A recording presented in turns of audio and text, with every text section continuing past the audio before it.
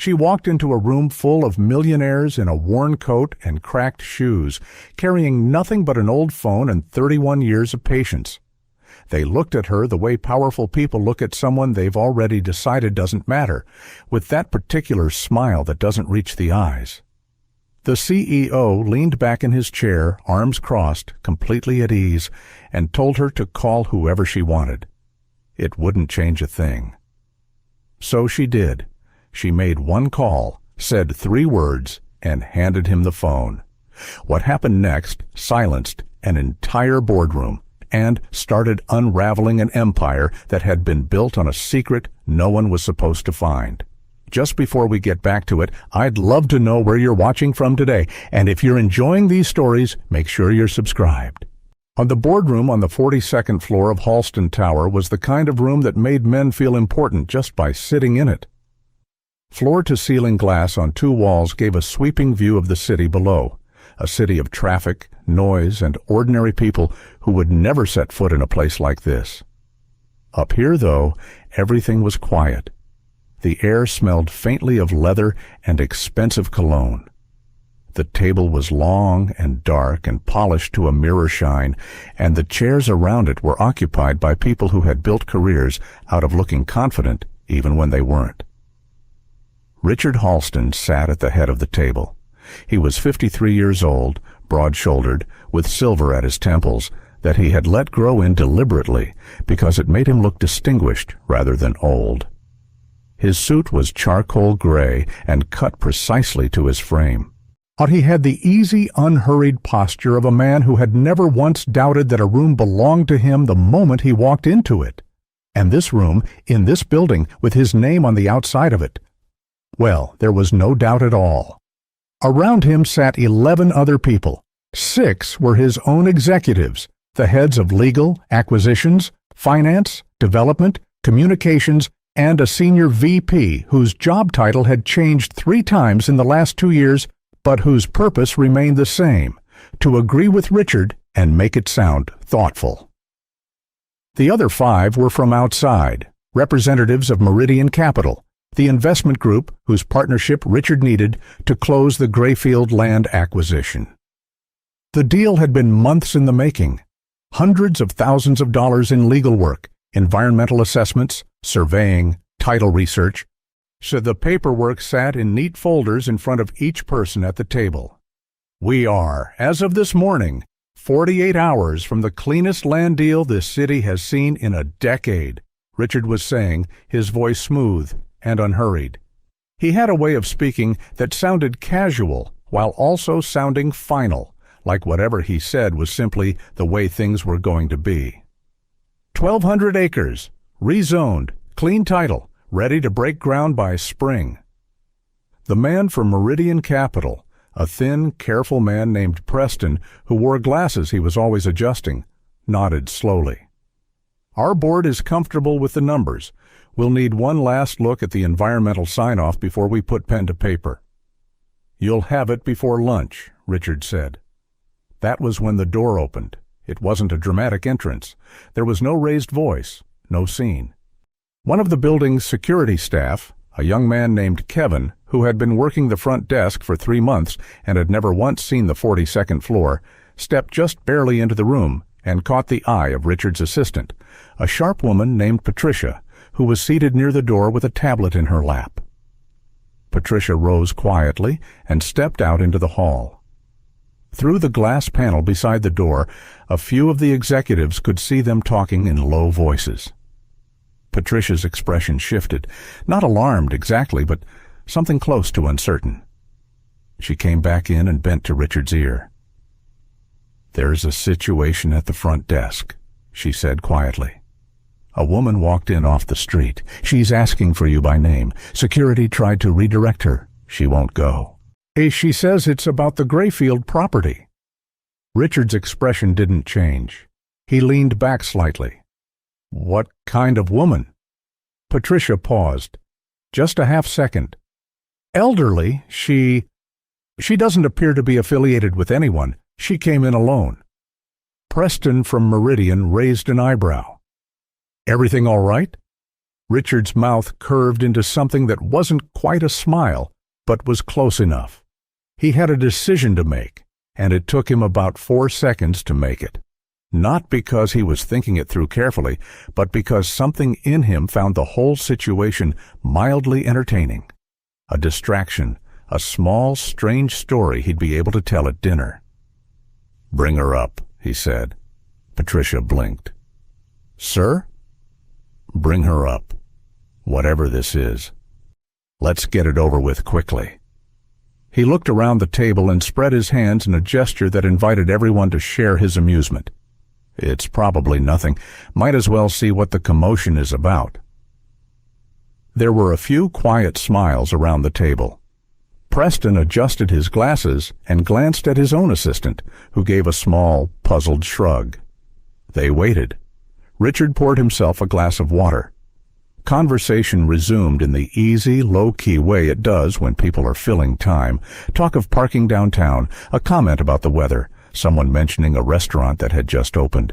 Then the door opened again, and the room went just slightly quieter. She walked in slowly, not because she was uncertain, but because she had a deliberateness to the way she moved that made each step feel considered. She was an older black woman, 70, maybe older, though she carried herself in a way that made it hard to pin down. Her clothes were plain and worn, a dark coat that had seen many winters, a blouse beneath it that had been ironed carefully, shoes that were clean but cracked at one side. Her hair was silver and pulled back neatly. She carried a cloth bag over one arm, the kind you got at the grocery store. She looked nothing like anyone who had ever been in this room. Kevin from security stood behind her, clearly uncomfortable, not entirely sure what he was supposed to do now that he had delivered her. She stopped near the end of the table and looked at Richard. Not at the room, at him, like she had come here specifically for him and had not yet decided whether she was disappointed or not. "Mr. Halston," she said. Her voice was low and clear and steady, not loud, not soft, just steady. "That's right," Richard said, leaning back with his arms crossed loosely. "And you are?" "My name is Evelyn Carter." She said it simply. No flourish, no hesitation, no addition of anything that might have explained who she was or what she represented. Just the name, like a stone placed on a table. One of the executives, the head of acquisitions, a heavy-set man named Gary, glanced at the man beside him. The man beside him gave a barely perceptible shrug. "Evelyn?" Richard said, stretching the name out slightly, like he was getting comfortable with it.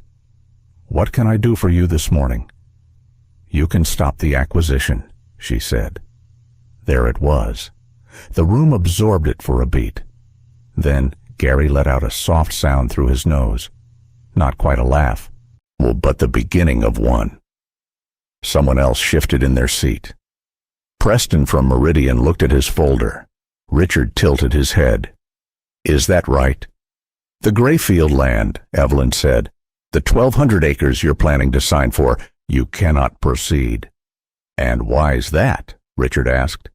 His tone was patient in the way that powerful people are patient when they're not threatened, generous almost, like he was extending her the courtesy of a response. "Because it was never legally available to be sold," she said. Silence. Then Gary did laugh, just a short, quiet one, but it was enough to break whatever tension had been building.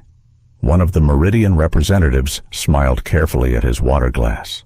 Richard himself let out a breath through his nose that was halfway between amusement and exasperation. "Ma'am," said the head of legal, "like a younger man named Brett, who had been with the company 4 years and had reviewed every document related to Grayfield 3 times over. With respect, all title work on this property has been fully verified. Chain of ownership is clean. There is nothing in the record that—" "You're looking at the wrong records," Evelyn said. She didn't raise her voice. She didn't look at Brett like he had insulted her. She simply corrected him the way a person corrects someone who is confidently wrong. Brett opened his mouth, closed it. "The original deed," Evelyn said, "was filed in 1961. There's a clause in the original land covenant. a reverter clause tied to conditions that were never properly dissolved. The 1987 transfer, which forms the base of your current title chain, was executed without satisfying those conditions. That makes every transfer since then legally questionable. The room was very quiet now, not because anyone believed her, but because the specificity of what she had just said was unexpected.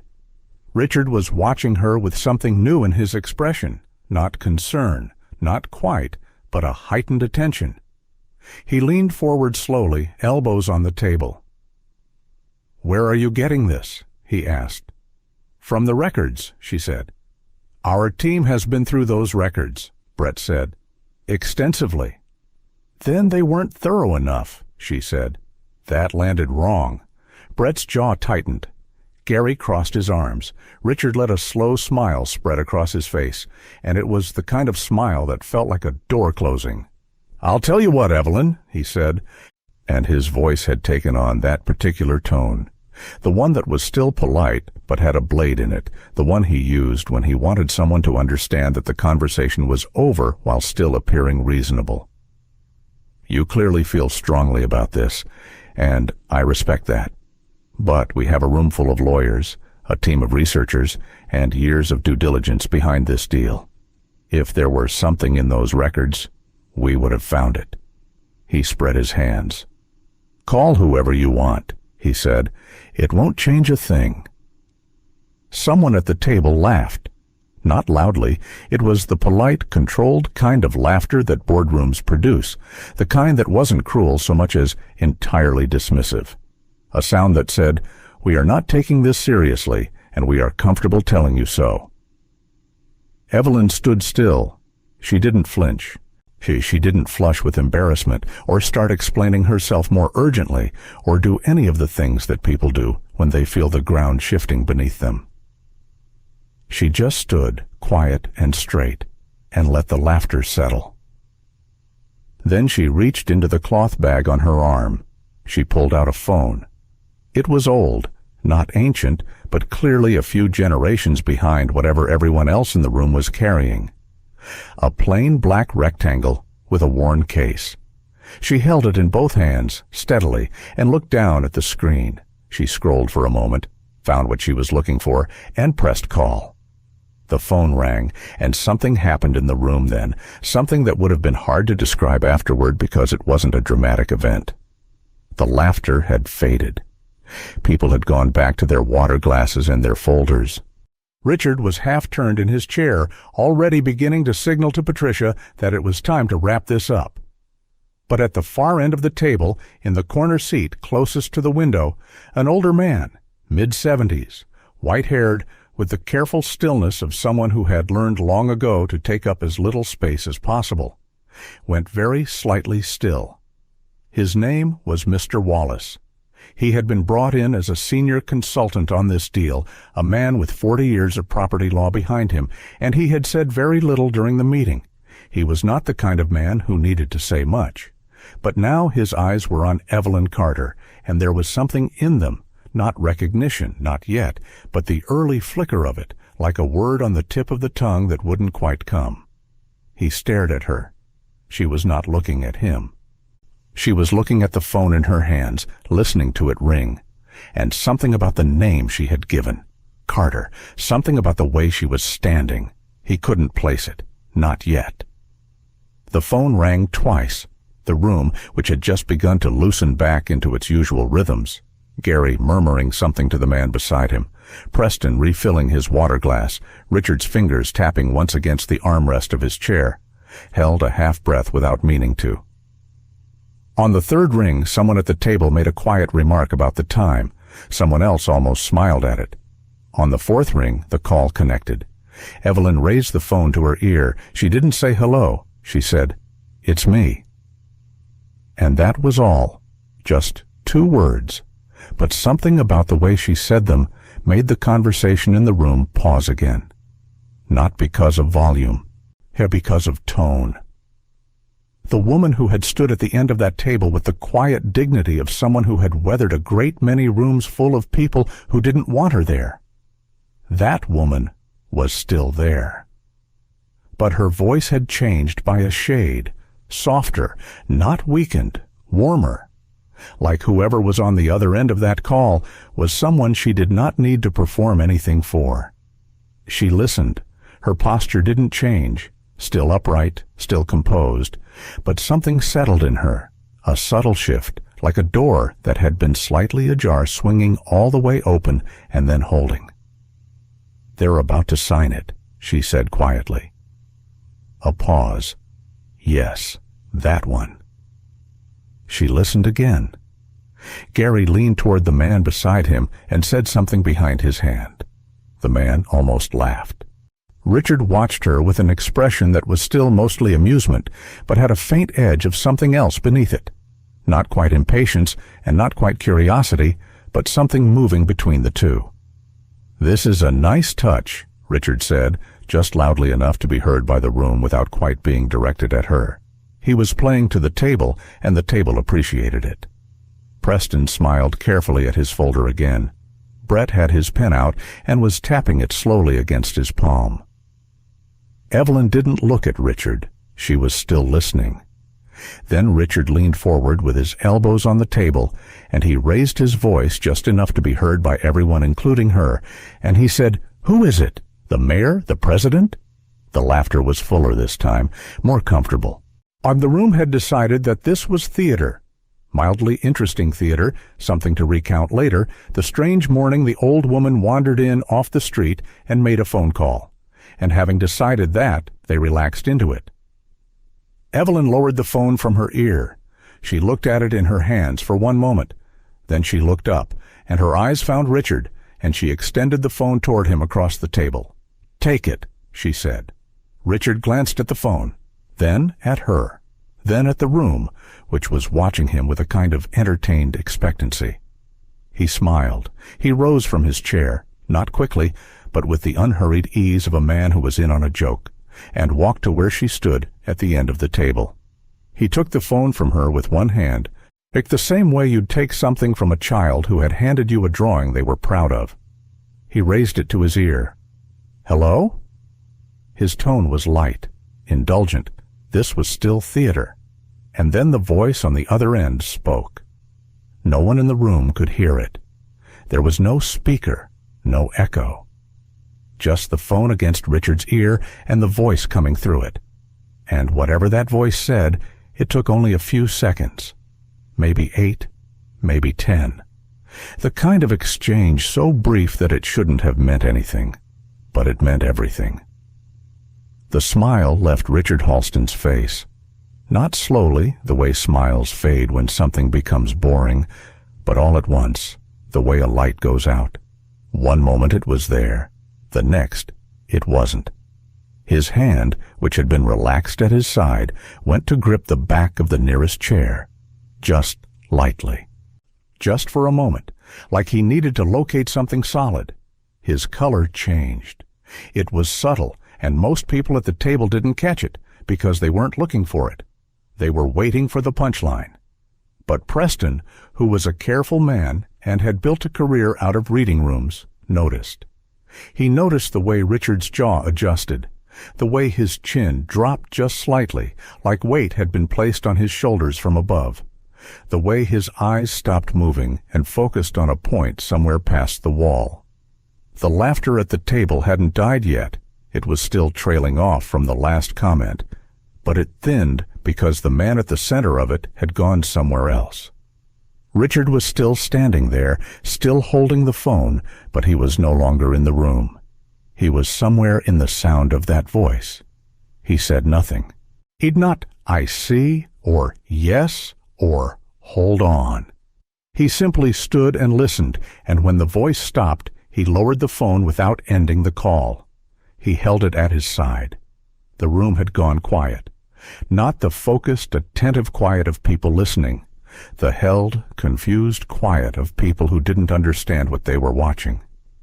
Richard looked at Evelyn Carter. She was already looking at him. She had been this whole time, standing with her hands folded now in front of her, the cloth bag on her arm, watching him with an expression that was neither satisfied nor unkind. Just waiting. like she had known this moment was coming for a very long time and had made her peace with it long before she ever walked through the front door of this building. Richard said nothing to her. He didn't say anything to the room. But he didn't look at his executives or at Preston or at Brett. He turned, slowly, like a man moving through water, and walked toward the door at the far end of the boardroom. He still had the phone in his hand. Nobody moved for a moment. Then Gary looked at Brett. Brett looked at Patricia. Patricia looked at the door. Richard walked through it without looking back. The room sat in a silence that felt almost physical, thick and disorienting, the way silence sounds in a place where there had just been laughter. People shifted in their chairs, someone cleared their throat, someone else reached for a glass and then put it down without drinking.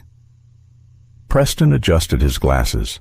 Down at the end of the table, Evelyn Carter stood exactly where she had been standing for the last 10 minutes. She hadn't moved. She hadn't pulled up a chair or leaned against the wall or done any of the things a person does when they're waiting and feeling it. She simply stood, composed, like someone who had learned that patience was not the absence of urgency, but the decision to let urgency stop running you. In the corner by the window, Mr. Wallace hadn't moved either, but his stillness was a different kind. The stillness of a man whose mind was moving very fast in a direction he wasn't sure he wanted to go. His eyes were on Evelyn, had been since before the call. The name, the way she was standing, the coat, the bag, the worn shoes, the steadiness. Something in the back of his memory was pulling at him, pulling hard now. Carter. He knew that name. He had known it a long time ago, in a context that had been carefully, deliberately, systematically buried. He had been a young lawyer then, junior at a firm that no longer existed, working on deals he had not fully understood at the time, and had told himself, in the years since, that he had understood even less than he'd thought. It was easier that way, to let the understanding stay shallow. But the name, Carter. He stared at the old woman at the end of the table. She wasn't looking at him. She was looking at the door through which Richard Halston had just walked, holding a phone that belonged to her, with a voice in his ear that had done something to him in 8 or 10 seconds that 40 years of business and negotiation had never done. The room began to stir. Murmurs started up. Gary put his palms flat on the table like he was about to say something authoritative, but hadn't yet decided what it was. Two of the Meridian representatives were exchanging a look that meant their firm's lawyers were going to have a very busy afternoon. Brett, who had been quiet since Evelyn had corrected him on the records, was looking at her differently now.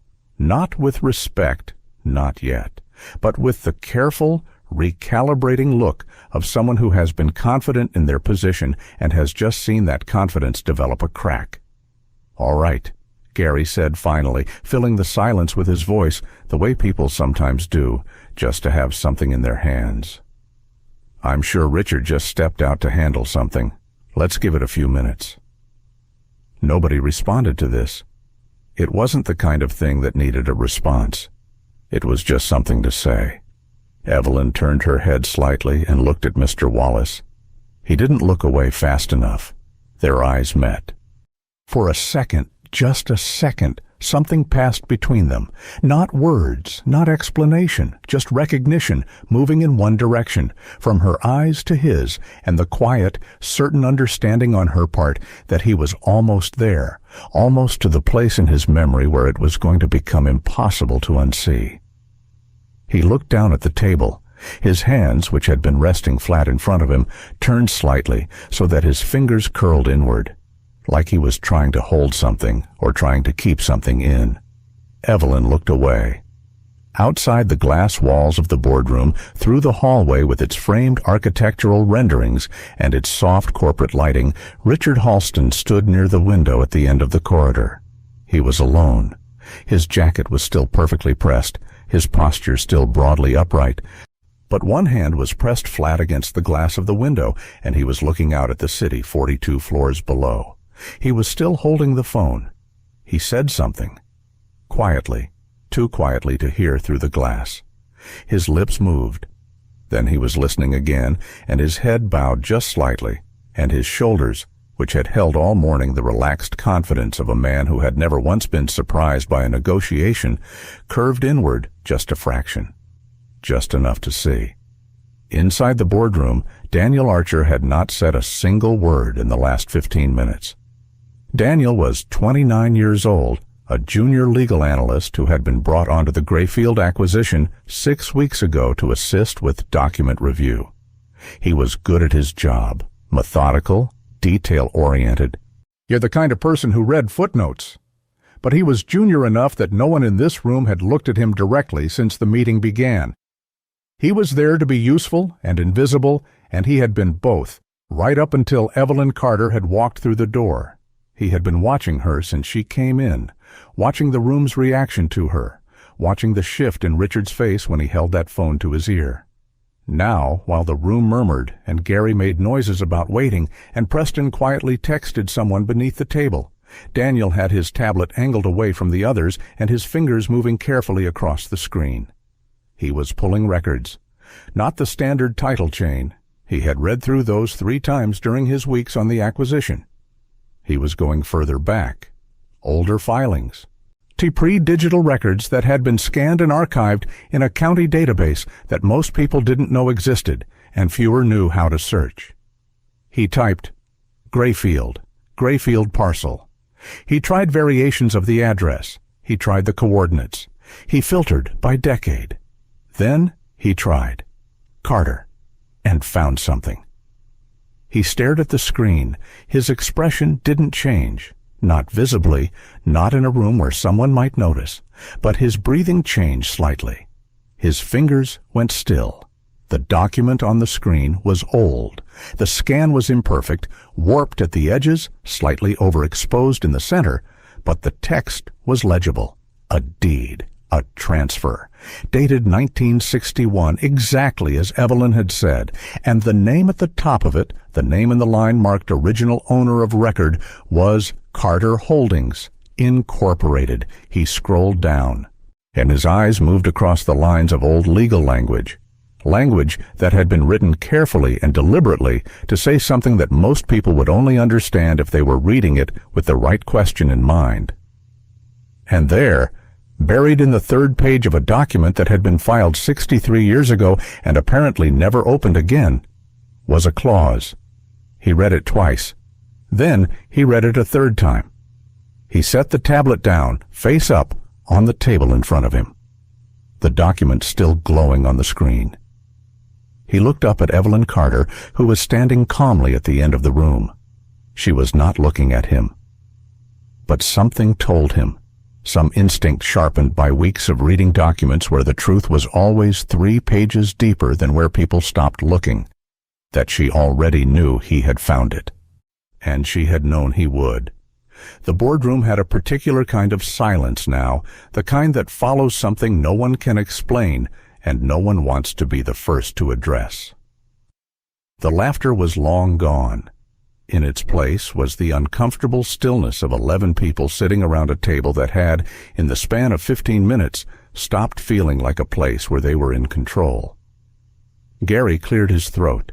He had done this 3 times in the last 5 minutes, each time as a prelude to saying something that never quite materialized. He was a man built for momentum, for deal flow and forward motion, and the absence of both had left him visibly restless. He straightened the folder in front of him. He looked at the door. He looked at Patricia, who was still seated near the wall with her tablet in her lap and her expression carefully neutral. "Someone should check on Richard," he said finally. "He's on a call," Patricia said, which wasn't exactly what she knew, but was close enough to what she suspected, and it had the effect of settling the room for another minute or so. Preston, from Meridian, had put away his pen. He was sitting very still, which was different from his earlier stillness.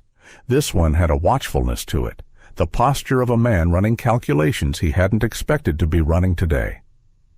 His associate had typed something into a phone and was waiting for a response. Evelyn Carter had not moved. She was still standing near the end of the table, her cloth bag over her arm, her hands folded in front of her. Yet the room moved around her the way water moves around a stone, accommodating her presence without acknowledging it. No one had offered her a chair. No one had asked her to leave either, though two of the executives had exchanged a glance that said the thought had crossed their minds. Brett, the head of legal, had his laptop open in front of him now. He was typing steadily, pulling something up, cross-referencing something else. His posture said that he was working. His expression said that he was rattled and didn't want to be. At the far end of the table, in his corner seat by the window, Mr. Wallace had not looked away from Evelyn Carter for more than a few seconds at a stretch since Richard had left the room. He was 74 years old. He had been a property lawyer for 40 years before retiring to consulting. And in that time he had developed the practiced ability to keep his face from showing what his mind was doing. It had served him well across decades of negotiations, depositions, and conversations with powerful people who were trying to read him. He deployed it now automatically as a reflex.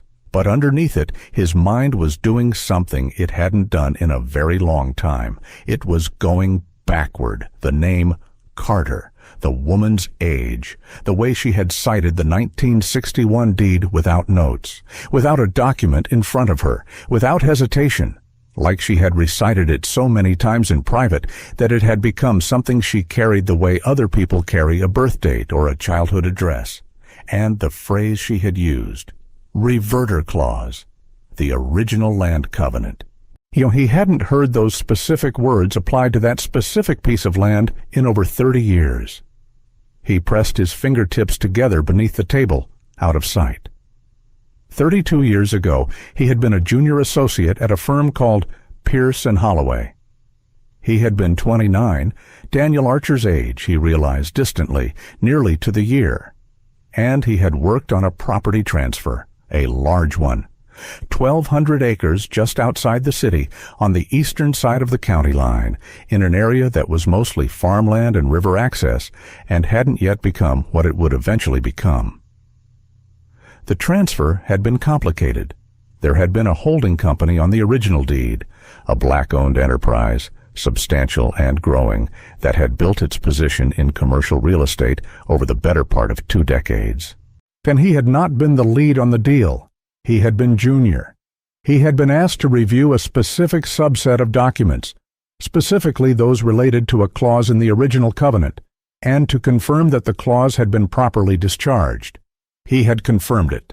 The folder had gone upstairs. The deal had closed, and the holding company, the one whose name had been at the top of the original deed, had, within the following 18 months, ceased to exist. He had noted this at the time, had told himself it was coincidence, or market forces, or simply the way of things, had moved on to the next assignment, and then the next firm, and then the next decade, Carter Holdings. He felt the name land in his chest like something dropped from a height. He looked at the woman at the end of the table. 70, he guessed. 72, maybe. Which would have made her, in 1987, when he was 29 and reviewing those documents, in her late 30s or early 40s. Young enough to still be building something. Old enough to have already built it. He wanted to look away. He didn't. Meanwhile, outside the boardroom, down the corridor lined with framed architectural renderings of buildings that Richard's company had put up across the city, Richard Halston was still standing at the window. He was no longer pressing his hand against the glass. He was standing with both arms at his sides, the old phone held loosely in one hand, and he was speaking in a voice that someone 20 feet away would not have been able to hear, quiet and level and careful, like a man choosing every word before releasing it. The voice on the other end was doing most of the talking. Richard nodded once, then a second time. His expression was not the expression of a man receiving bad news. It was more unsettling than that. It was the expression of a man receiving information he had somewhere, in a part of himself he had never examined closely, expected. Like the bill arriving for a meal he had eaten so long ago, he had convinced himself he would never be asked to pay. He said something short, a question, by its sound, listened to the response, said something else, shorter still. Then he ended the call. He stood at the window for another moment, looking out at the city. 42 floors below, people were walking to lunch, hailing taxis, moving through their days without any awareness of what was happening in this building. He watched them with an expression that had no name, exactly, but was somewhere between grief and the particular loneliness of realizing that something you thought was solid has been hollow the whole time. He turned and walked back toward the boardroom. Back inside, Daniel Archer had not touched the tablet since placing it face up on the table. The document was still glowing on the screen. The 1961 deed, third page, the reverter clause, Carter Holdings Incorporated, printed clearly in the owner of record line. He had angled the tablet toward himself so that the screen was visible to him and not easily readable by anyone next to him, but he had not minimized it or locked it. Some part of him was still deciding whether he was going to show it to someone or keep it to himself until he understood what it meant. He was leaning toward the latter. He was good at his job in part because he did not move until he understood what he was looking at. He looked across the table at Evelyn Carter. She was standing with the same composure she had walked in with. No tension in her shoulders, no restlessness in her hands. She didn't look like someone who was waiting for something to happen. She looked like someone who knew what was going to happen and was simply giving it the space to arrive. Daniel thought about the clause he had read. A reverter clause in a 1961 deed meant that under specific conditions that had to be formally discharged before any subsequent transfer of the property could be considered legally clean, the land reverted to the original holder. If those conditions had never been properly discharged, then every subsequent sale, every subsequent title, every subsequent acquisition built on top of that original transfer was sitting on a foundation that a good lawyer with the right documents could challenge. He picked up the tablet. He kept scrolling. The room shifted when the door opened. Richard Halston walked back in. He was still dressed the same way, still pressed, still upright. But something about him had been rearranged. It was difficult to point to exactly what. His jacket hadn't changed, his posture was only minimally different, but the room felt it immediately, the way rooms feel a change in air pressure before they can explain it. Gary stopped mid-murmur. Brett looked up from his laptop. Patricia's hands went still over her tablet. Richard walked to his chair but didn't sit down. He stood behind it, both hands resting on the top of it, and looked around the table with an expression that was composed and careful and utterly unlike the easy authority he had worn all morning. He looked at Evelyn. She looked at him. "I'd like the room cleared," he said. Nobody moved for a second. Then Gary, who had 20 years of reading Richard Halston's moods, pushed back his chair. "Richard," Preston started. "I'll have someone reach out to you this afternoon, Preston," Richard said. His voice was even, final. "We'll reschedule." Preston looked at him for a long moment. Then he gathered his folder, nodded to his associate, and stood. The Meridian team filed out first, moving with the practiced efficiency of people who had learned that when a meeting suddenly ends, you ask questions later. Richard's own executives followed, Gary last, with a backwards glance that Richard didn't return. Brett closed his laptop, stood, hesitated. "Sir, if there's something in the records that requires—" "I'll call you," Richard said. Brett left. Patricia stood, smoothed her jacket, and looked at Richard with a question in her eyes that she did not ask out loud. He shook his head almost imperceptibly. She went to the door, closed it behind her. The room emptied. Almost. Daniel had gathered his bag and was moving toward the door with the careful unhurriedness of someone who hopes not to be noticed, his tablet tucked under his arm. He made it to within 3 feet of the door. "You can stay," Evelyn said. Daniel stopped. He turned. She was looking at him, had been looking at him, he realized, for longer than he'd been aware of. He looked at Richard. Richard's expression acknowledged him for the first time all morning, with a short nod that was neither permission nor protest. Just acknowledgement. Daniel stayed. He stood near the wall, holding his bag, and did not sit down. The boardroom was quiet. 3 people in a room built for 12, with the city spread out below them, and the air still carrying the ghost scent of the morning's coffee. Richard walked around to the front of his chair and finally sat down. Not at the head of the table this time. He had moved 2 seats toward the middle, which was a small thing and probably unconscious, but it changed the geometry of the room. He looked at Evelyn Carter. His voice, when he spoke, was low and stripped of its earlier performance. "Why now?" he said. The question sat between them. It was only 2 words, but they carried the weight of everything that had happened in this room and everything that had happened long before today, and Evelyn heard all of it. She pulled out the chair at the end of the table, the one she had been standing behind for the better part of an hour, and she sat down.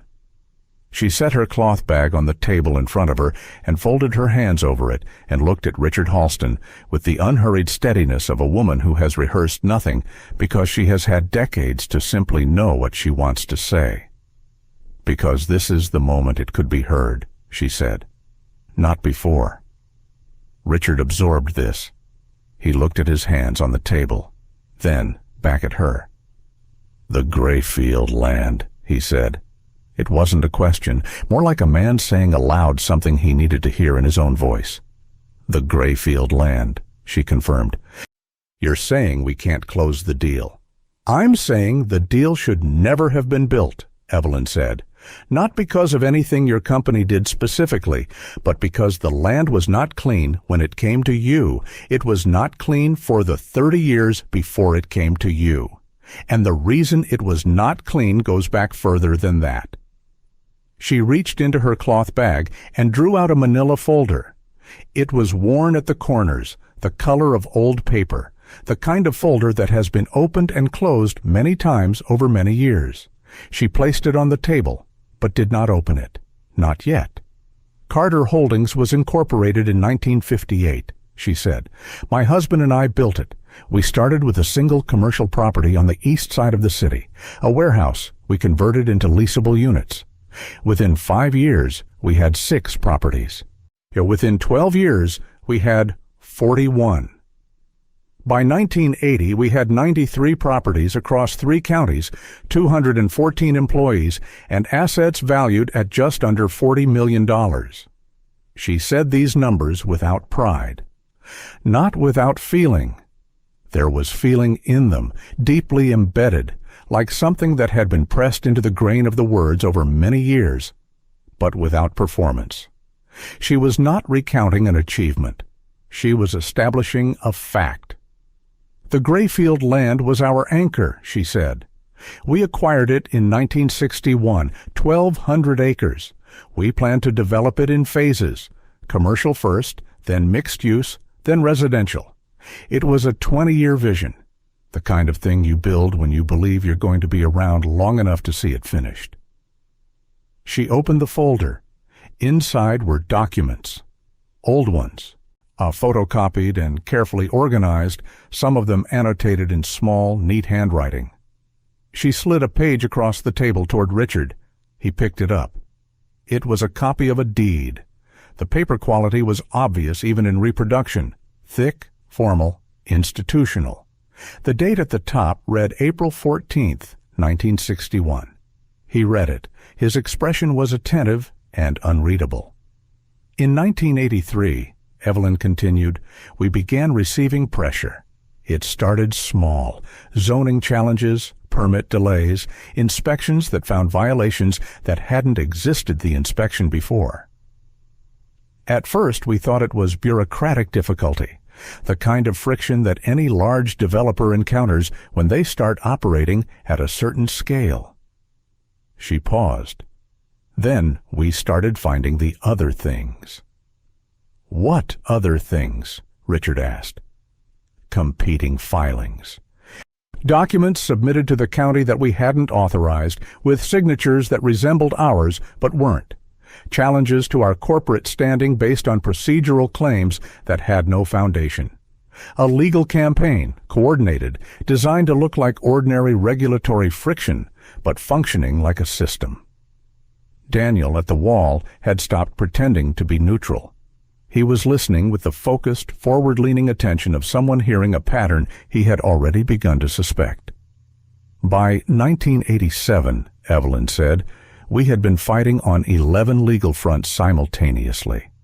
We were spending more on litigation than on operations. Our lenders, 3 separate banks, pulled their financing within a 6-week window. Not because we had defaulted, because they received something. Communications of some kind. We never knew exactly what. But the timing was not coincidence. She slid another document across the table. Richard picked it up. This one was a letter, also copied, also old, on the letterhead of a bank that no longer existed. The Grayfield land was transferred out of Carter Holdings in September of 1987, Evelyn said. We did not sell it willingly. We were told that an outstanding lien had been filed against the property, a lien we had no knowledge of, and that unless we satisfied it within 30 days, the land would be seized in partial payment. We could not satisfy it. We had been systematically stripped of the liquidity to do so. She closed the folder. Her hands rested on top of it, flat and still. The lien, she said, was fraudulent. The signature on the filing was a forgery. We know this now. We have known it for a long time. But knowing something and being in a position to do something about it are very different things, and for a long time the distance between those 2 points was too large to cross. Richard had set the letter down. He was looking at her now, not with the careful blankness of a man guarding his reaction, but with something raw underneath. A quality she hadn't seen in him before this moment. My father acquired the Grayfield parcel in 1994, he said. It came out quietly, like a confession or the beginning of one. Evelyn looked at him steadily. I know. He presented it to me as the cornerstone of the company's real estate division when I took over. Richard's voice was level, but the levelness was costing him something. He said it had been acquired through foreclosure, a distressed asset. He said the original owners had defaulted. They did not default, Evelyn said. The room was very quiet. He may not have known the full history, Evelyn said after a moment. Her voice was not generous exactly, but it was precise. She was saying what she believed to be true, not what would make him feel better. The mechanics of what was done to us moved through several hands. By the time your father's company acquired the property, it had already passed through 2 intermediaries, each one further from the original act, each one with a cleaner-looking chain of title. But the clause was still there, Daniel said. Both of them looked at him. He stood slightly straighter, aware that he had spoken aloud in a room he had been asked to simply observe. The reverter clause, he said, in the 1961 deed. It's if it was never properly discharged. It wasn't, Evelyn said simply. Daniel nodded slowly. He looked at his tablet, the document still open, the clause still visible. Then, every transfer since then rests on a title that was never fully clean, including the one that's sitting in those folders right now. Richard rubbed his hand across his face, a single slow movement. Then he lowered his hand and looked at the table. Who else knows this? He said.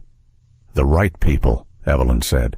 The ones who needed to know before today, and the ones who needed to know as of this morning. Richard looked up sharply at that. Something moved across his face.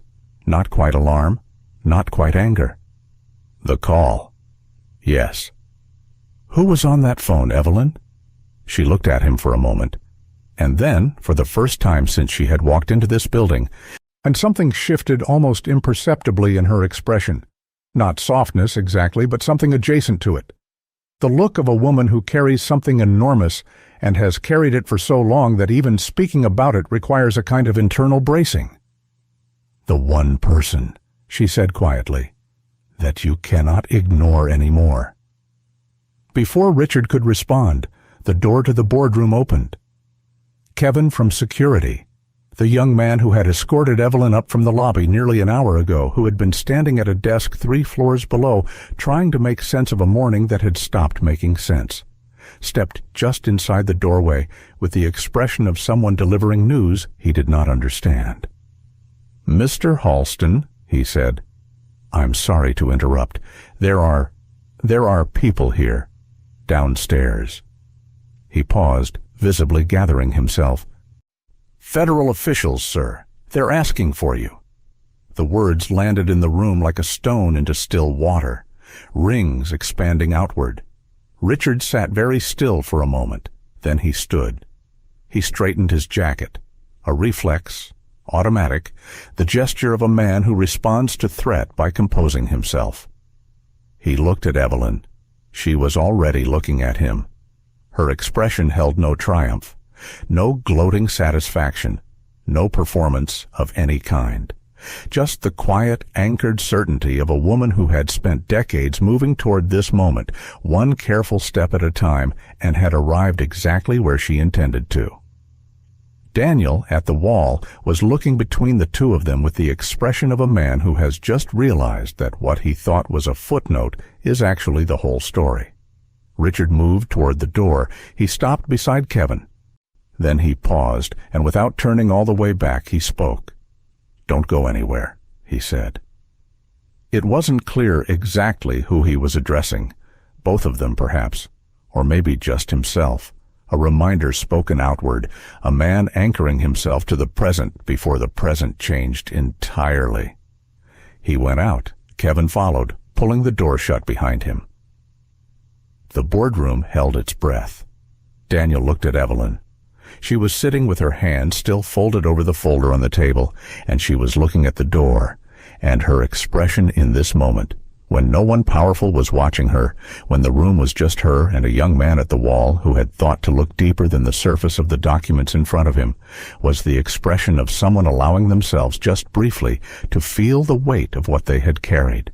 A not broken, not relieved, not triumphant, just present. And tired in the way that people are tired when they have done something that required everything they had, and the doing of it is not yet finished, but the hardest part of the beginning is finally behind them. Daniel walked to the table. He set his tablet down in front of her, face up, the 1961 deed on the screen, the reverter clause visible. He didn't say anything. He just placed it there in front of her and stepped back.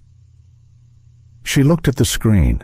She looked at the clause, her clause, the one she had cited from memory because she had read it so many times over so many years that it had become a part of the architecture of how she thought.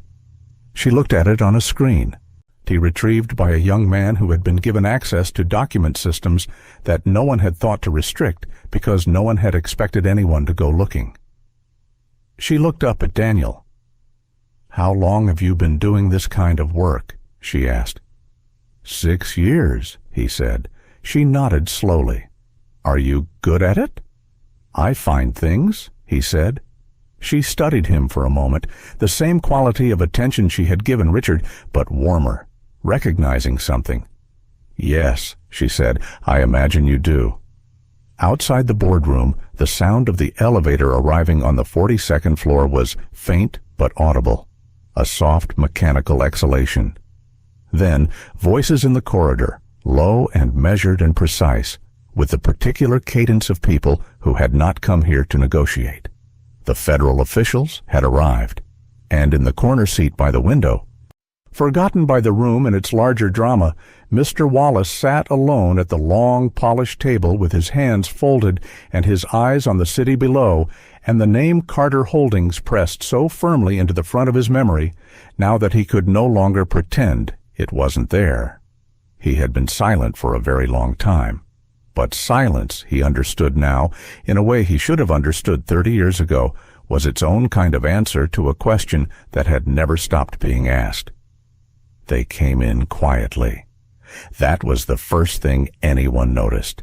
Not the badges, not the suits, not the number of them, but the quality of their silence. 3 federal agents moved through the 42nd floor corridor, the way a change in weather moves through a room before the storm arrives. No raised voices, no theatrical announcements, no attempt to fill space with authority they did not need to perform. They had enough of the real thing. The lead agent was a woman named Special Agent Diane Holloway. She was in her mid-40s, lean and composed, with dark eyes that moved across a room the way a camera lens moves, taking everything in, settling on nothing longer than it needed to. She wore a charcoal blazer and carried a single leather case. The two agents behind her were younger, a man and a woman, both of whom moved with the practiced deference of people who understood that the most useful thing they could do in a room was be invisible until they were needed. Richard was waiting in the corridor when they stepped off the elevator. Kevin from security stood a few feet behind him, suddenly very aware of how little he understood about what was happening in this building today. Diane Holloway looked at Richard without introducing herself immediately. She gave the corridor a single measured glance, taking in the framed renderings, the soft lighting, the closed boardroom door at the far end, and then returned her gaze to him. "Mr. Halston," she said. It was not a greeting exactly, more like a confirmation. "Yes," Richard said. "I'm Special Agent Holloway, Federal Bureau of Investigation." She produced her credentials with the efficiency of someone who had done it 10,000 times. "We'd like a few minutes of your time. We can do it here or somewhere more private.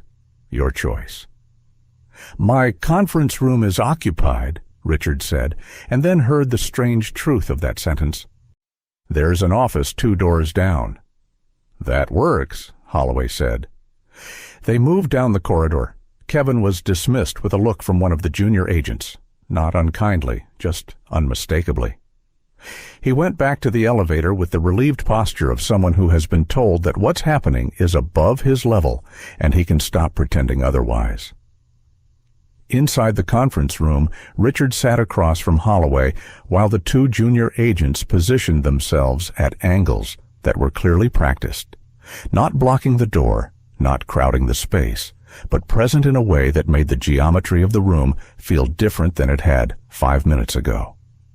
Holloway set her leather case on the table, but did not open it. "Mr. Halston, I want to be straightforward with you," she said. "A federal case involving land fraud and financial manipulation, originally filed and suspended in 1989, has been formally reopened as of 72 hours ago. New evidence was submitted through proper legal channels. The evidence pertains directly to a property currently involved in an acquisition your company is attempting to close." Richard sat very still. "Grayfield." "Yes." Holloway's voice was even, not cold, just precise. "I'm not here to arrest you or to charge you with anything.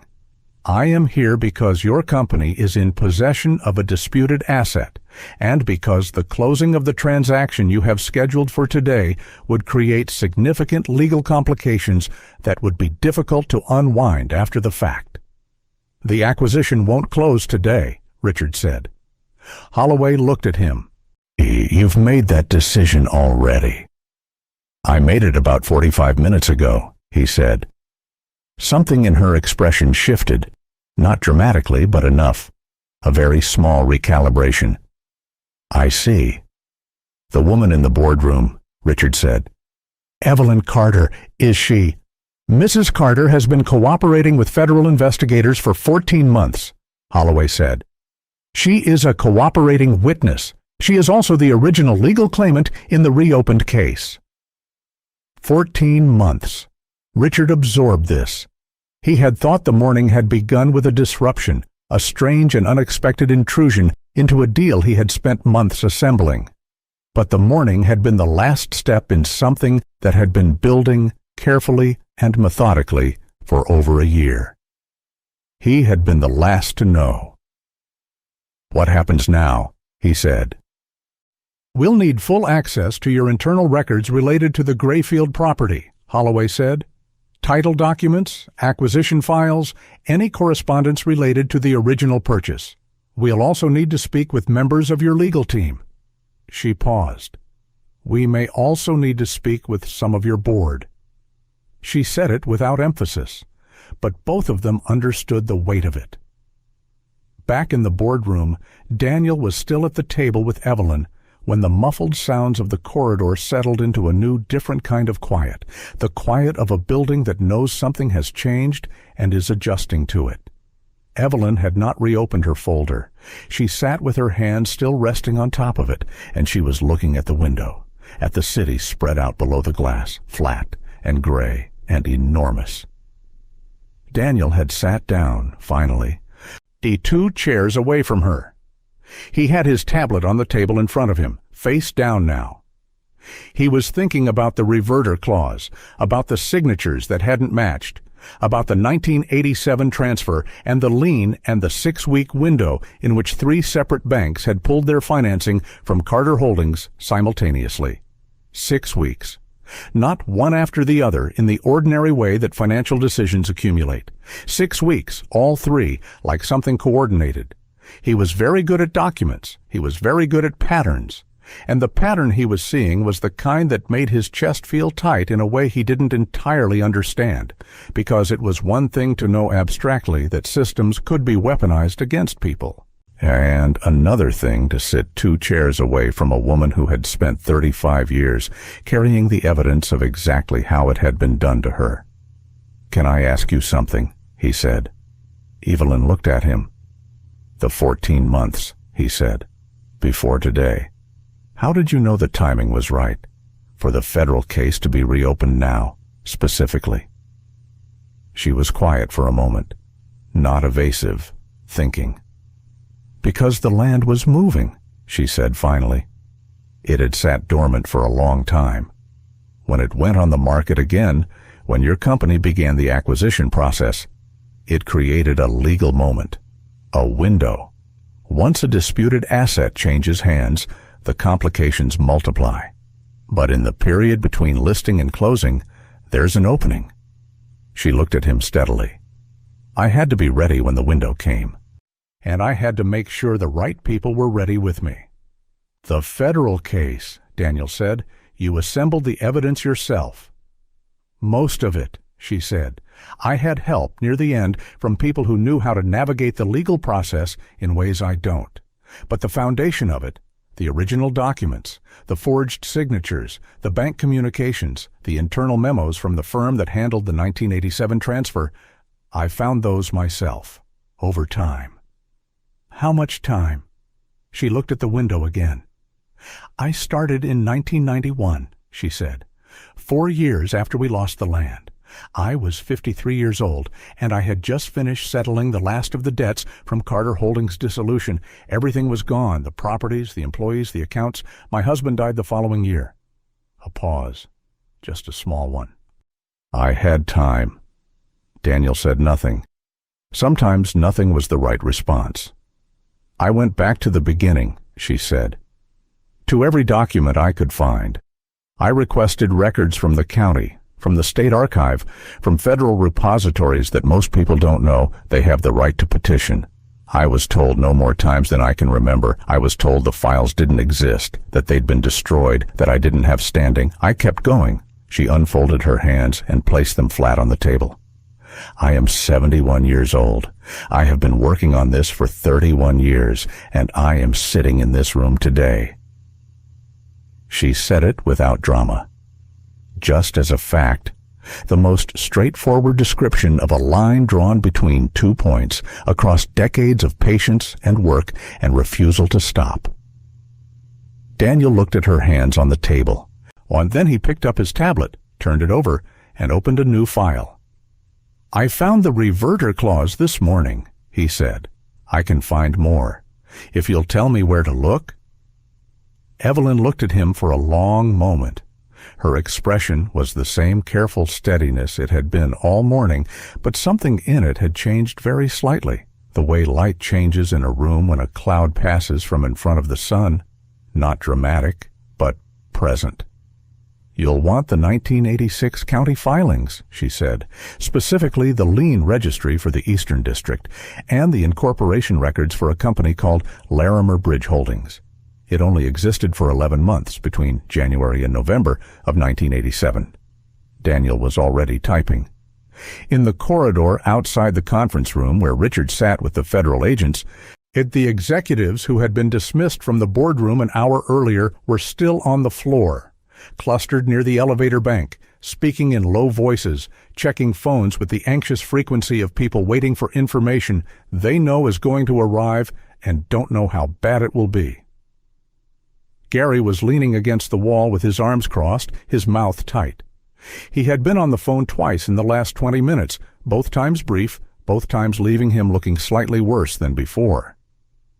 Brett had his laptop open on a small table near the reception area and was typing steadily, pulling files, reading things with the focused urgency of a man who has realized he may have missed something important and is trying to find it before someone else points it out to him.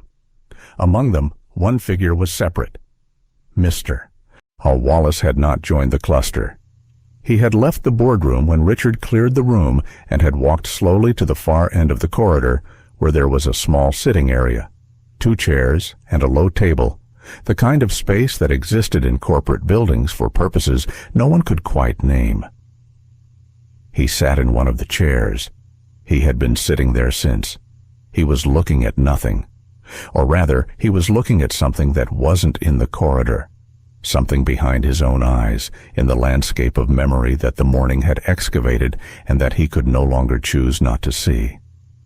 He had been 29 years old. He had been junior. He had been told that the reverter clause in the Carter Holdings deed had been satisfied by a process he hadn't been asked to fully review. He had been asked only to confirm that the relevant conditions had been met, based on documents that were presented to him already assembled, already organized, already pointing in a single direction. He had confirmed it. He had told himself then, and for the 35 years since, that he had not known, that he had been young, inexperienced, operating within a system he hadn't designed and a structure he hadn't chosen. That the people above him, the senior partners at Pierce and Holloway, the men who had assembled those documents, they were the ones who had made the decision. He had only reviewed what he was given. He had told himself this so many times, so thoroughly, that it had become a kind of truth, the kind that functions as long as you don't disturb it. He stood up from the chair. His knees ached, as they always did when he'd been sitting too long. He walked to the boardroom door and stood in front of it. He knocked once. Evelyn's voice came through the door. "Come in." He pushed it open. She was sitting at the table with the young analyst, Daniel he thought the name was, who had his tablet out and was typing something quickly. Evelyn looked at Wallace when he entered. Daniel looked up and then, reading the room, quietly gathered his things. "I'll start pulling those filings," he said to Evelyn. She nodded. He went out, pulling the door behind him. The boardroom held its old silence again, the polished table, the city through the glass, the two of them. Mr. Wallace walked to the table. He did not sit at the far end, and he did not sit at the head. He pulled out a chair that put him midway down the table from her, close enough to speak without raising his voice, far enough to feel, however irrationally, like there was still some space between what he had done and what he was about to say. He sat down. "My name is Harold Wallace," he said. "I was a junior associate at Pierce and Holloway in 1987. Evelyn looked at him without expression. "I reviewed a subset of the documents related to the Carter Holdings transfer," he said, "specifically the covenant review, the reverter clause discharge." "I know," Evelyn said. Wallace's hands, flat on the table, pressed slightly harder against the surface. "You know. Your name is on the review certification," she said, "on page 7 of the covenant file, Harold T. Wallace, associate, dated September 3rd, 1987. He closed his eyes briefly, opened them. "I want to tell you that I didn't know what they were doing, that I was only—" "You were young," she said, not gently, but not cruelly either, like she was naming a fact. "Yes." "You were junior." "Yes." "You reviewed what you were given and confirmed what you were told to confirm, and you went home that evening, and the next day you went into the office and worked on the next file." She looked at him steadily. "Is that right?" He held her gaze. It cost him something. Yes. The room was very quiet. The clause was not satisfied, Evelyn said. The documents you were given had been altered. The signatures on the discharge certification were forged. The process by which the conditions were supposed to have been met was fabricated. She paused. If you had been given the original documents, the ones that existed before someone altered them, you would have found that the clause was still active, and the transfer would not have been legally possible. Wallace's jaw tightened. I understand that now. I know you do, she said. The question is what you're going to do with that understanding. He looked at the table, then back at her. I want to give a statement to the investigators, whatever they need. They'll want everything, Evelyn said. Not just your role, the names above you, who gave you the documents, who the senior partners were, who commissioned the deal. All of it. I know. You've been sitting on this for 35 years, Mr. Wallace, she said. It was not an accusation, but it was not soft either. You are a key witness. The investigators will want to understand why you're coming forward now and not before. He was quiet for a moment. Because I couldn't place you when you walked into this room. And then I could, and I realized that you had never stopped. He looked at her. 35 years, and you never stopped. And I realized I had been measuring my silence against the difficulty of speaking up, when I should have been measuring it against what my silence cost someone else. Evelyn looked at him for a long time. There is an agent named Holloway, she said finally. Down the corridor. When she's finished with Mr. Halston, you should ask to speak with her. Wallace nodded. He rose from his chair. He was halfway to the door when she spoke again. Mr. Wallace, he turned. It took courage, she said, coming in here. It would have been easier to sit in that chair down the corridor and stay quiet. She paused. I'm not telling you it's enough, but I'm telling you it's something. He held her gaze for one more moment. Then he went out. Daniel had found the Larimer Bridge Holdings records in 11 minutes. It was not because he was extraordinary at what he did, though he was, but because Evelyn had known exactly where to tell him to look, which meant that the 11 minutes was mostly the time it took to navigate the county's archive interface and pull the scans. The records themselves told their story without ambiguity once you had the right question. Larimer Bridge Holdings had been incorporated on January 14, 1987.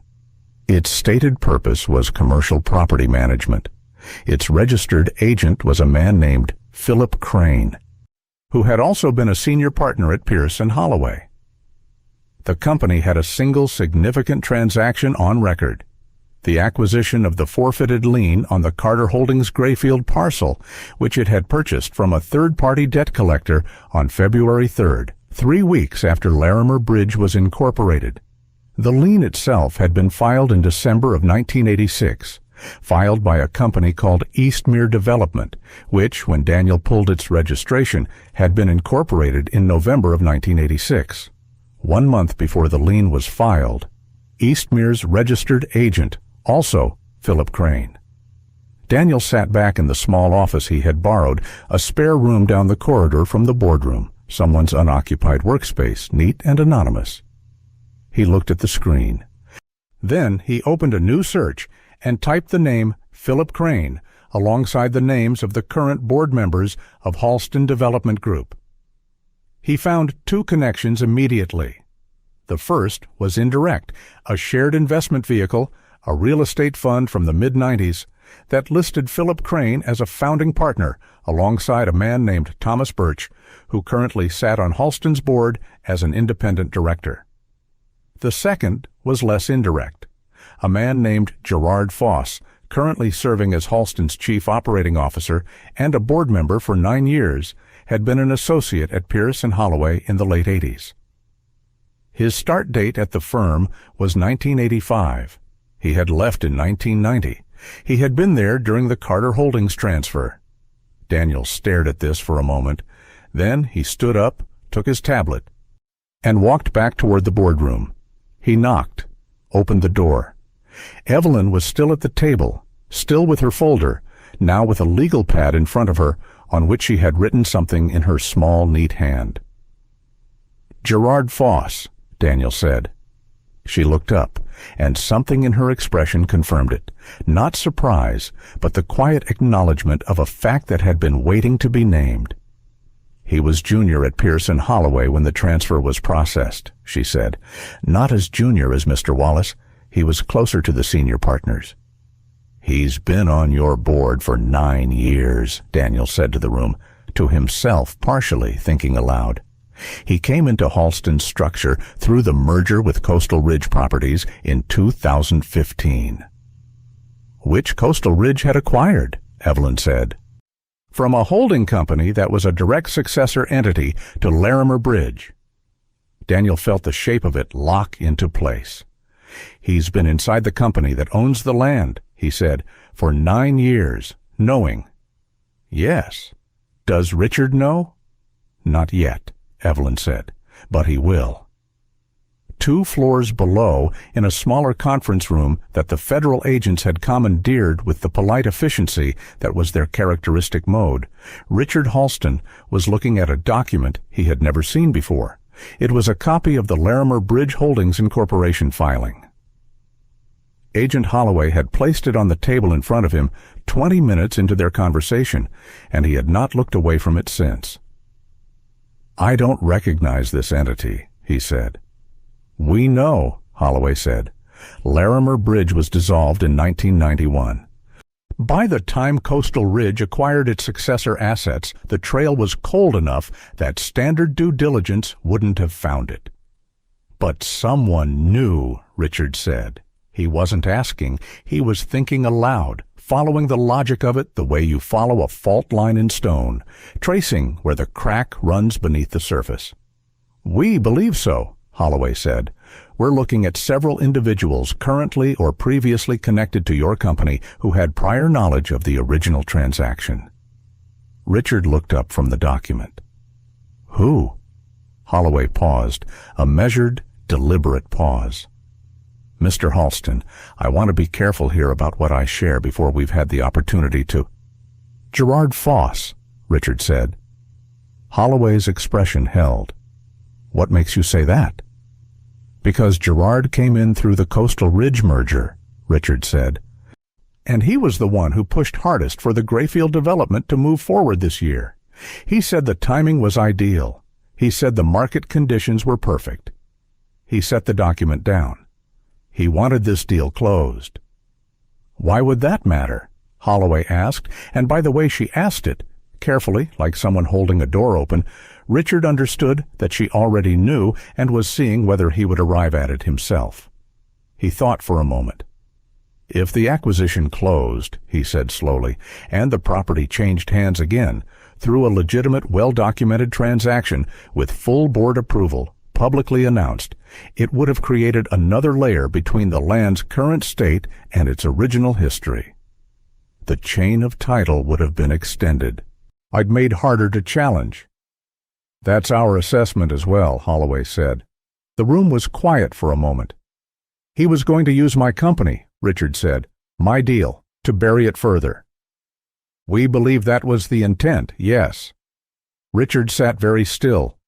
The feeling moving through him was not simple. It had too many elements for that, layered in a way that would take time to separate. There was anger.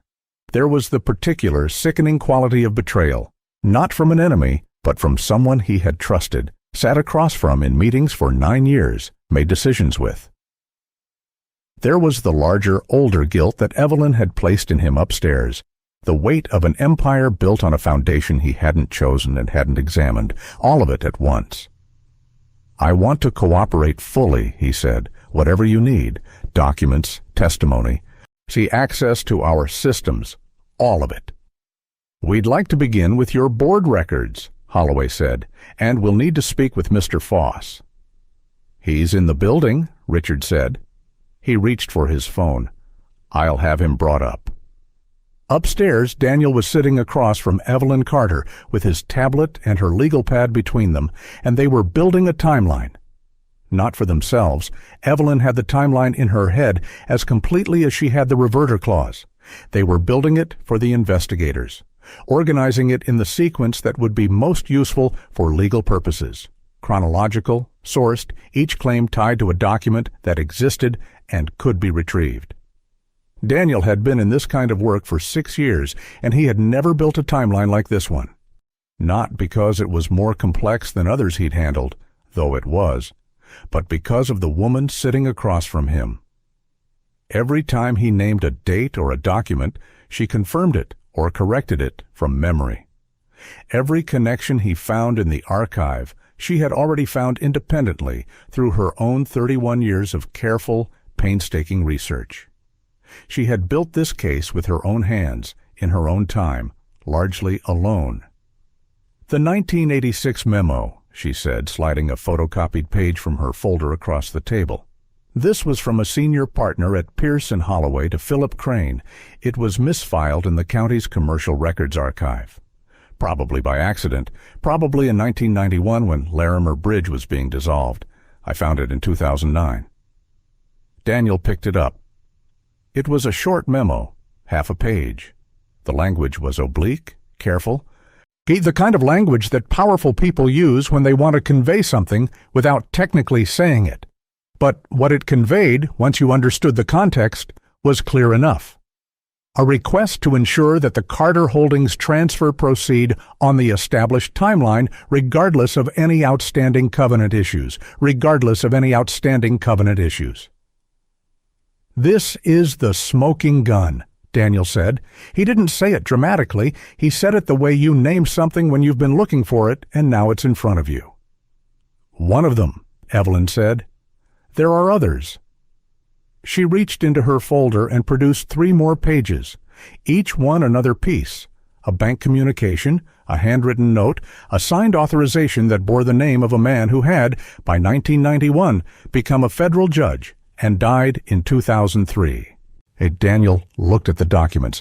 He thought about the network behind them, the coordination required to execute something like this, the people who had to agree, who had to participate, who had to stay quiet afterward. Some of them were dead now. Some of them were in this building. "You've been carrying these for years," he said. "The originals are in a safe deposit box," Evelyn said. "Have been since 1994. These are copies." She paused. "I made the originals available to Agent Holloway 14 months ago when the federal case was reopened." "And you kept copies?" "I always kept copies," she said, "of everything."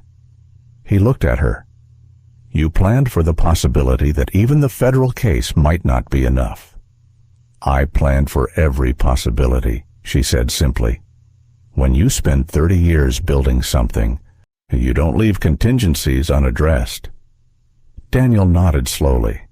He set down the memo and looked at the window. The afternoon was beginning to move into early evening. The light through the glass had shifted, the city below settling into its later rhythms. The day had lasted longer than any other day he could remember. "There's something I want to ask you," he said. "And you don't have to answer it." Evelyn looked at him. "The call this morning," he said. "The person on the other end of the phone, Richard asked you, and you said he was the one person who couldn't be ignored anymore, and then the federal agents arrived, and I've been—" He paused.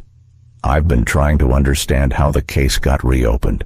Who had the standing and the authority to make that happen on a dormant 1989 case?" He looked at her directly. "The person on the phone," he said. "Is it your son?" Evelyn Carter looked at Daniel Archer for a long moment. And then, for the first time in this entire building, on this entire day that had begun with a boardroom full of laughter and ended with federal agents moving through the corridors of a 42-floor tower, Evelyn Carter smiled. It was a small smile, brief. But it was the realest thing that had happened in this room all day, and it carried in it something enormous, pride and love and the particular deep satisfaction of a mother who has watched her child become something that the world told them they could never be. "His name is Marcus," she said. "He was 6 years old when we acquired the Grayfield land. He grew up watching what was done to us." She paused. "He decided early that he was going to spend his life making sure that what was done to us could not be done to other people." "What does he do?" Daniel asked. "He is the Deputy Assistant Attorney General of the United States," she said. The room was very quiet. "He has been positioned on this case for 14 months, she continued. "He recused himself from the formal investigation, ethically required given his personal connection. But he identified the right people to handle it, ensured it was properly resourced, and made certain that when the moment came, when the land moved, when the window opened, the case would be ready." She looked at Daniel steadily. "When I called him this morning," she said, "it was not to ask for help. It was to tell him that the moment had arrived, that I was standing in the room, and that it was time." Daniel held this in his mind, the image of it. This woman in this worn coat, with this battered phone, standing at the end of a table full of people who were laughing at her, calling a number from memory. And the voice that answered, her son. The one who had grown up watching. The one who had spent his entire career building toward the day his mother walked into that room. "He asked for you at 7 this morning," Evelyn said. "Before I came here, he said—" She paused. Something moved through her face, brief and deep. "He said, 'Mom, today is the day. Are you ready?'" She looked at the window. "I told him I had been ready for 31 years, she said. The door of the boardroom opened. Agent Holloway stood in the doorway, her expression composed and purposeful. She looked at Evelyn, then at Daniel, then at the documents spread between them on the table. "Mrs. Carter," she said, "we're ready for you." Evelyn rose from her chair. She gathered her folder, placed it carefully under her arm, and picked up her cloth bag. She stood for a moment, straight and still, the way she had stood when she first walked into this room, as if every room she entered was one she had decided to enter, with full knowledge of what she was walking into. She looked at Daniel. "The timeline," she said. "Make sure it's clean, every source cited, every date verified." "I'll have it done," he said. She nodded once. Then she walked to the door, and Agent Holloway stepped aside. And Evelyn Carter moved through it with the same unhurried deliberateness with which she had moved through every door she had walked through today, like a woman who had been building toward this threshold for 3 decades and was finally exactly where she had always intended to be. By early afternoon, the 42nd floor of Halston Tower had become something it had never been designed to be, a place where the architecture of power was coming apart in quiet rooms, one conversation at a time. The news had leaked by noon, not through any single source, but the way these things always leak, through a paralegal who texted a friend, through a Meridian Capital associate who called his firm's general counsel, through the particular atmospheric pressure of a building where too many people knew something was happening, and not enough of them knew exactly what. By 12:30, the first financial news alert had gone out. Halston Development Group under federal inquiry. Grayfield acquisition halted. By 1 o'clock, the company's stock had dropped 11%, and the phones in the communications office 3 floors below had stopped ringing, only because the staff had stopped answering them. In the boardroom, executives who had laughed at an old woman 2 hours earlier were now calling their personal lawyers. Gary sat at the table with both hands flat in front of him, staring at his phone screen with the expression of a man watching something he built slide into the water. Brett was in the corridor, speaking in a low, unfast voice to someone on the other end of his own phone, his hand pressed to his forehead. 2 of the junior executives had simply left, gathered their things, and gotten into the elevator without telling anyone, which told its own story about where their loyalties ended. Gerard Foss was escorted to the conference room on the 40th floor at 1:15 p.m. He was a compact man in his early 60s, gray-haired, with the polished composure of someone who had spent decades in rooms where composure was currency. He walked with Holloway's junior agent without appearing rushed, without apparent alarm, and he sat across from Holloway with his hands folded on the table in a posture that suggested he had done nothing wrong and was prepared to say so at length.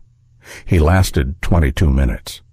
Holloway placed the Larimer Bridge Incorporation document on the table, then the Eastmere filing, then a printed screenshot of the shared investment vehicle that linked Philip Crane to Thomas Birch, then a document Daniel had found 40 minutes earlier, a personal correspondence between Philip Crane and Gerard Foss, dated March 1987, in which Crane had referenced the Carter Holdings matter using a language that made the nature of his involvement unmistakable.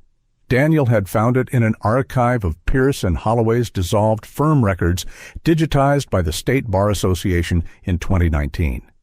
It had been sitting there for 7 years, visible to anyone who knew what they were looking for.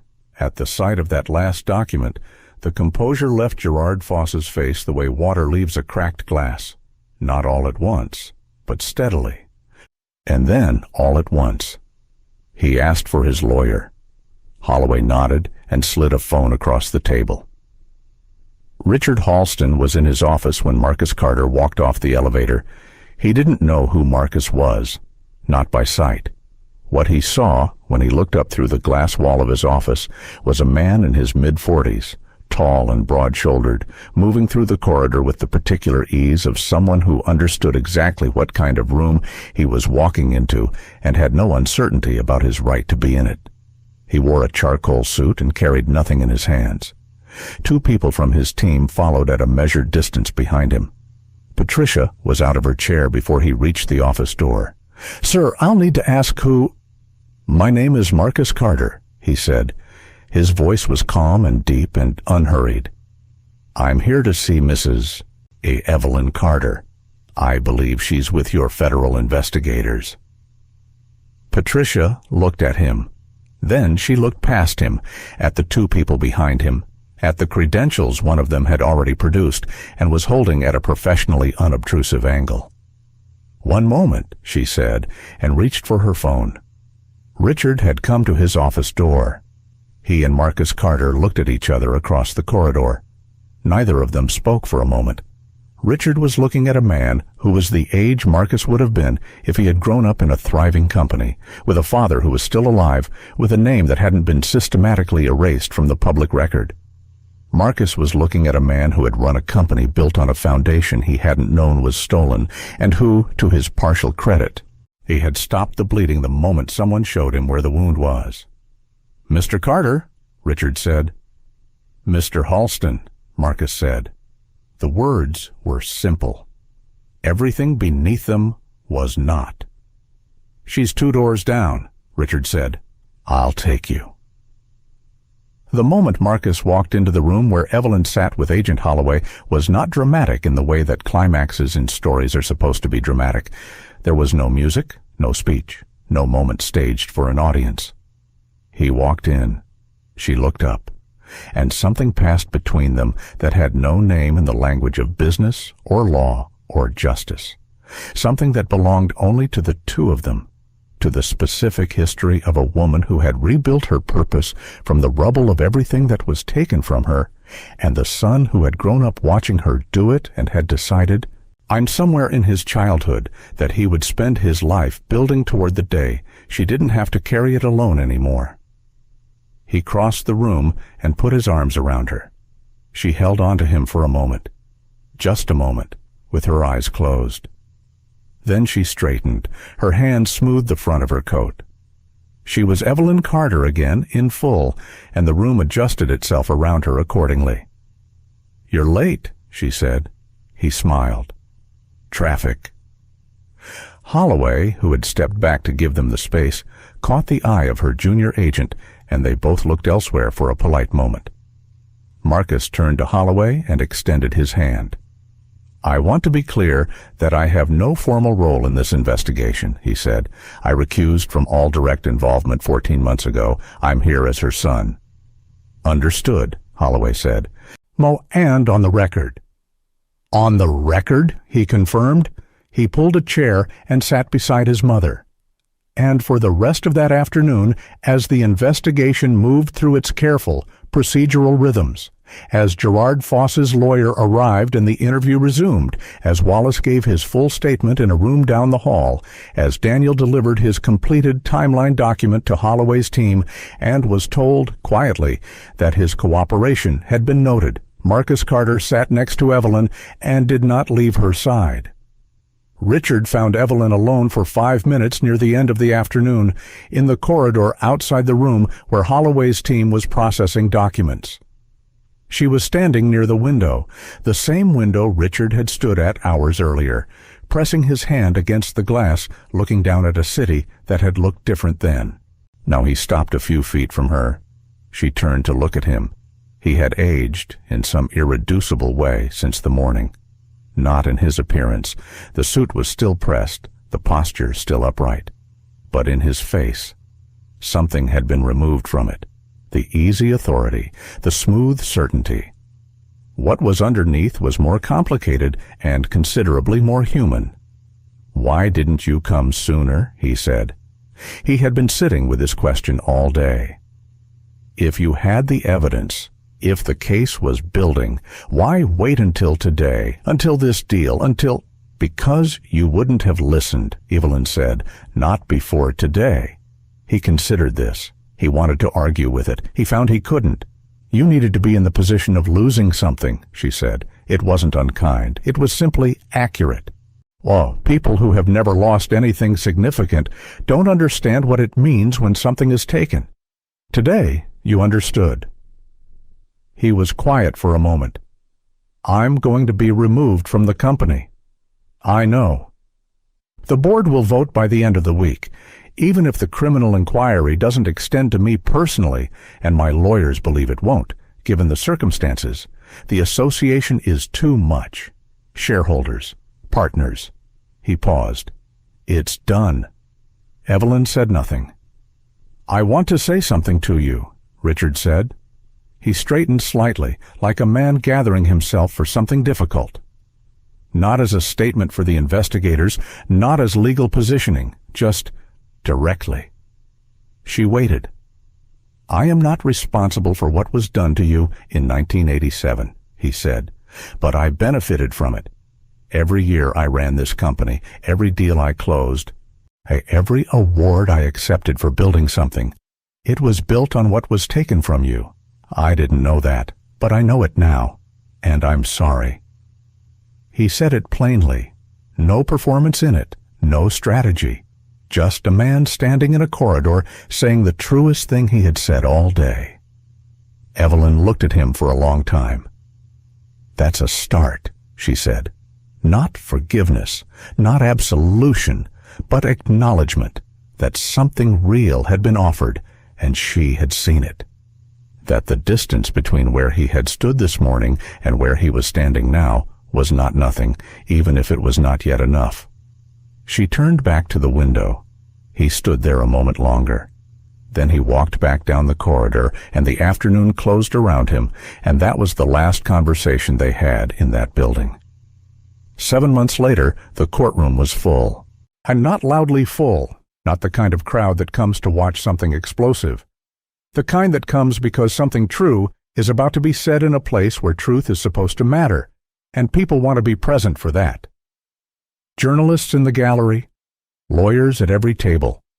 A judge who had reviewed the case file for 3 weeks before the proceedings began and had asked, in her preliminary notes, how something this thoroughly documented had remained dormant for 35 years.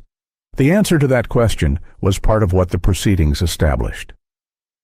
Over 19 days of testimony and evidence, the full shape of what had been done to Carter Holdings was laid out in a federal courtroom with the unhurried precision of people who had done the work and were no longer afraid of the size of it, or the forged signatures on the lien filing, the fabricated discharge of the reverter clause, the coordinated withdrawal of financing. The shell companies, the memos, the correspondence that connected Philip Crane, now 81 years old and represented by 3 different lawyers, to a deliberate campaign to dismantle a black-owned enterprise that had grown too large, too successful, and too visible for the comfort of the people around it. Wallace testified for 2 days. He sat in the witness chair with his hands in his lap and spoke in a voice that was steady and careful and full of the particular weight of a man who has been carrying something for a very long time and is finally setting it down. He named names. He described documents. He answered every question without deflection. At one point, the opposing counsel asked him why he had said nothing for 35 years, and he said simply that he had told himself the story that allowed him to live with it, and that the story had finally stopped holding. Gerard Foss pleaded guilty on the 14th day. His cooperation agreement required full disclosure of every individual he knew to have been involved in the original scheme. 4 additional names entered the record. 2 were dead. 2 were not. The judgment came on a Thursday morning in late October. The court found in Evelyn Carter's favor on all primary claims. Ownership rights to the Grayfield parcel were formally restored to the estate of Carter Holdings, with Evelyn recognized as its sole surviving principal. Compensatory damages for 35 years of unlawful dispossession were calculated at a figure that the financial press reported with the particular reverence that large numbers command, and that Evelyn received without visible reaction when it was read aloud. She was sitting in the front row of the gallery. Marcus was beside her. Daniel Archer was 2 rows back, in a suit he had bought specifically for the occasion, with his tablet in his bag and his hands folded in his lap. He had been called as a witness on the 4th day of proceedings. His testimony about the reverter clause and the document chain he had reconstructed was part of the evidentiary foundation that made the judgment possible. When the judge's final words settled into the room and the gallery shifted into the murmuring, moving energy of something concluded, Evelyn did not stand immediately. She sat for a moment in the quiet of what had just been said and let it be real. Then she stood. 3 weeks after the judgment, Evelyn stood on the Grayfield land. It was a November morning, cold and gray, with the particular clarity that comes after rain. 1,200 acres of land stretched around her, the same land she had walked with her husband in 1961, when they had signed the deed and stood in the middle of it and talked about what they were going to build. The farmland was still there, the river access, the long, flat sections where the first commercial development had been planned. 63 years later, it looked almost the same. She was not dressed the way she had been dressed in the boardroom. She wore a good coat, dark blue, new, properly fitted, and boots that were made for uneven ground. She looked like what she was, a woman who owned 1,200 acres and had come to stand on them. There were 2 other people with her. Marcus, who stood a few feet to her left with his hands in his coat pockets, looking out at the land with an expression she recognized, the expression he had worn as a child when he was watching something carefully, deciding what he thought about it. And Daniel, who stood a little further back, respectfully, because he understood that this moment belonged primarily to her and was not going to insert himself into it. He had a notepad in his pocket because old habits. "You could rebuild it," Marcus said. He was not pushing. He was opening a door the way he always had, letting her walk through it or not as she chose. Carter Holdings. The name alone. "No," she said. "Not that." He looked at her. "I spent 31 years trying to get back what was taken," she said. "That's not the same as building something new." She looked out at the land. "The foundation doesn't need to be the same as the one that was destroyed. It just needs to be solid." She had been thinking about this for a long time, through the proceedings, through the judgment, through the 3 weeks since. What she wanted to build was not a monument to what had been lost. It was something forward-facing, A foundation, literally an organizational foundation that would fund and support black-owned enterprises in commercial real estate. That would provide the legal resources, the financial backing, and the institutional knowledge that Carter Holdings had lacked when the pressure came. But that would make it harder, going forward, for what happened to her to happen to someone else. She had already spoken to 2 lawyers about the structure. She had a name in mind. "Daniel," she said. He stepped forward. "I'm going to need someone who knows how to find things," she said, "and who doesn't stop looking when the looking gets difficult." He was quiet for a moment.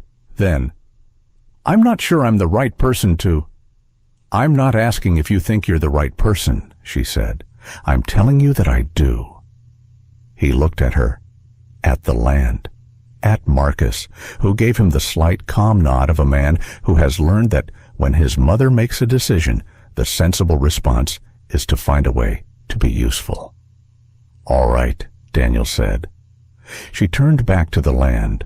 The wind moved across the long grass in slow, visible waves, and somewhere beyond the far tree line, the river was audible, low and constant and indifferent to everything that had happened in its vicinity across the last 60 years.